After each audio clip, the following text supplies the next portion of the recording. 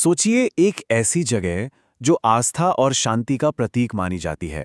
वहां पर एक बेरहमी से हत्या कर दी जाती है। आज हम एक ऐसे ही एकदम चौंकाने वाले मामले को समझने की कोशिश करेंगे। एक मंदिर और एक कत्ल की कहानी। और यही यही वो सवाल है जो इस पूरी घटना के सेंटर में है।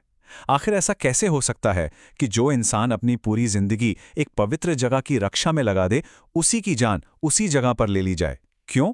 तो इस सवाल का जवाब ढूंढने के लिए सबसे पहले हमें उस शख्स को जानना होगा जिसकी जान इस पवित्र जगह पर ले ली गई। तो ये जो पूरी घटना है, ये हुई है झारखंड की राजधानी रांची के एक बहुत ही ऐतिहासिक जगन्नाथ मंदिर में। यहाँ पर एक प्राइवेट सिक्योरिटी गार्ड थे, बिरसा मुंडा, और वो मंदिर के अंदर ही मरे हुए पाए गए। उनकी बहुत ही बेरहमी से हत्या कर दी गई थी। और पता है, इस अपराध को और भी ज्यादा खौफनाक क्या बनाता है? वो ये कि हमला तब किया गया जब बिरसा मुंडा सो रहे थे। मतलब हमला इतना अचानक और इतना खतरनाक था कि उन्हें संभलने का मौका तक नहीं मिला। ये साफ साफ एक सोची समझी, एकदम ठंडे दिमाग से की गई हत्या लगती है। अब इस बेरहम कत्ल को जो बात और भी ज्यादा चौंकाने वाली बना देती है, वो है इसकी जगह। मतलब ये जो वारदात हुई, ये किसी आम जगह पर नहीं हुई थी।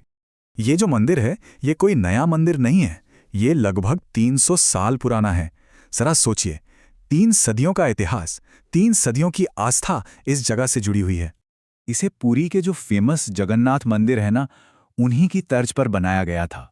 तो ये सिर्फ एक बिल्डिंग नहीं है, ये लाखों लोगों की गहरी आस्था का केंद्र है। और ऐसी पवित्र जगह पर खून खराबा, ये अपने आप में ही एक बहुत ही चौंकाने वाली बात है। लेकिन यहीं पर पुलिस को एक बहुत जरूरी सुराग हाथ लगा। हुआ ये कि घटनास्थल से एक दान पेटी का टूटा हुआ ताला मिला। अब ये एक छोटा सा सबूत लग सकता है, पर यह पूरी कहानी को एक बिल्कुल नया मोड़ दे सकता था। और बस इसी टूटे हुए ताले ने जांच की पूरी दिशा ही बदल दी। अब पुलिस के सामने एक बहुत बड़ी कंफ्यूजन थी। क्या हत्यारे का असली मकसद गार्ड की जान लेना था या फिर कुछ और ही था?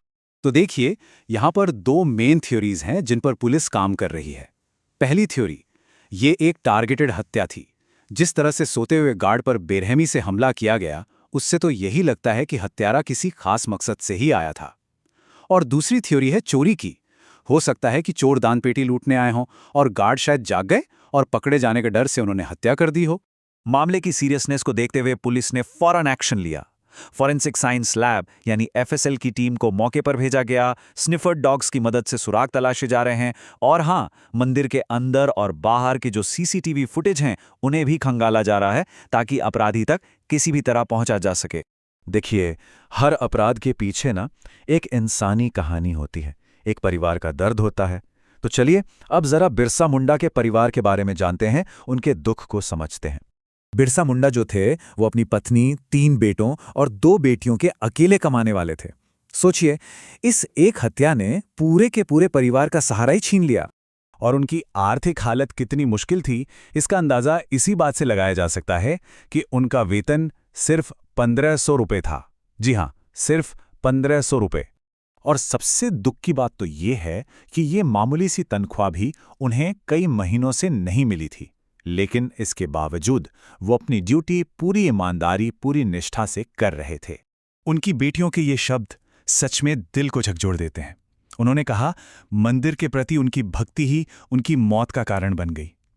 ये बात इस कहानी की सबसे बड़ी, सबसे दर्दनाक सच्चाई को दिखाती है कि जिस आस्था के लिए वो काम करते रहे, उसी की रक्षा करते करते उनकी जान चली गई।